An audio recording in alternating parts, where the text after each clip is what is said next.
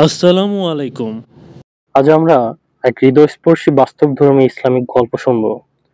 এক বোন যিনি বিবাহের পর প্রায় 10 বছর ধরে সন্তানহীন ছিলেন। ডাক্তার দেখানো, চিকিৎসা, বিভিন্ন দোয়া ঝাড়ফুঁক সব চেষ্টা করেও কোনো ফল পাননি। পরিস্থিতি এমন পর্যায়ে গিয়েছিল যে তার শ্বশুরবাড়ির লোকেরা স্বামীকে দ্বিতীয় বিয়ের জন্য চাপ দিতে শুরু করে। সংসার ভেঙে যাওয়ার উপক্রম। কিন্তু আল্লাহ তাআলা কখনো বান্দাকে নিরাশ করেন না। আল্লাহর এক বান্দা যদি আন্তরিকভাবে তার দিকে ফিরে আসে, তাহলে আল্লাহর রহমতের দরজা খুলে দেন। আজকের কাহিনীতে আমরা দেখব কিভাবে টানা 40 দিন তাহাজ্জুদ নামাজ পড়ার মাধ্যমে এই বোনের জীবনে ঘটে গেল এক মহা অলৌকিক পরিবর্তন। এই বোনটির বিয়ে হয় যখন তার বয়স ছিল 20 বছর। শুরুটা ছিল অনেক সুন্দর, স্নেহময় স্বামী, হাসি খুশি পরিবার। কিন্তু 1 বছর 2 বছর কেটে গেল, কোনো সন্তান এলো না। প্রথমে বিষয়টা হালকা মনে করেছিল সবাই, ভেবেছিল সময়ের ব্যাপার। কিন্তু সময় যত গড়ালো, আত্মীয় স্বজনের প্রশ্নও বাড়লো, কবে সুখবর দিবা, এতদিন সময় কেন লাগছে, এতদিন হয়ে গেল, বাচ্চা হলো না কেন। এই কথাগুলো বোনটির হৃদয়কে বারবার আঘাত করত।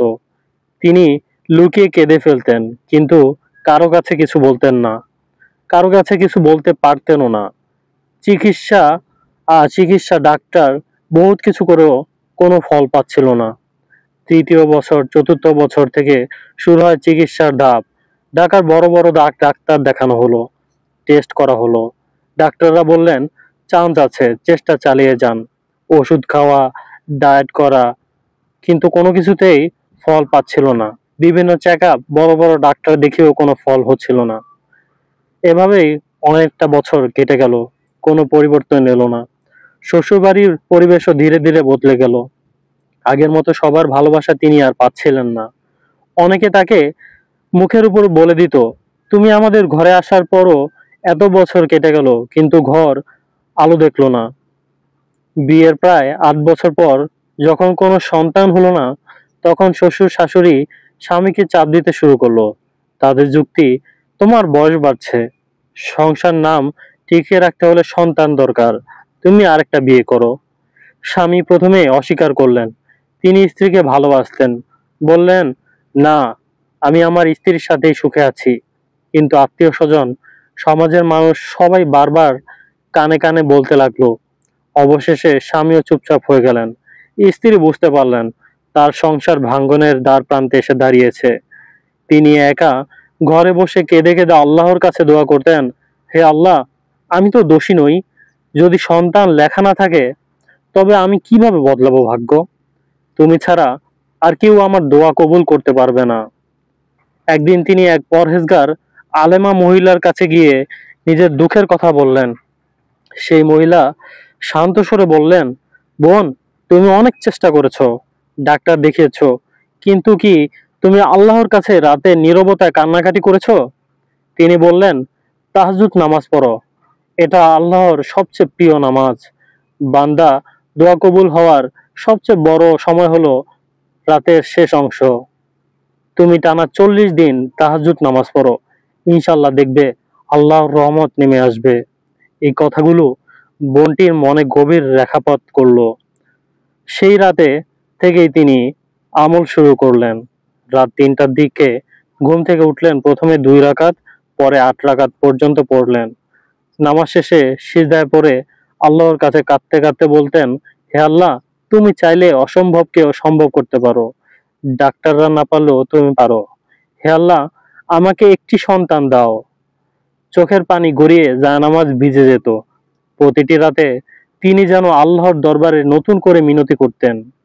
ভাবুন তো, বাড়ির সবাই গভীর ঘুমে, আর তিনি নিঃশব্দে জায়নামাজে বসে কাঁদছেন, কখনো হাত তুলে, কখনো সিজদা লুটিয়ে, কখনো শুধু ফিসফিস করে দোয়া করছেন।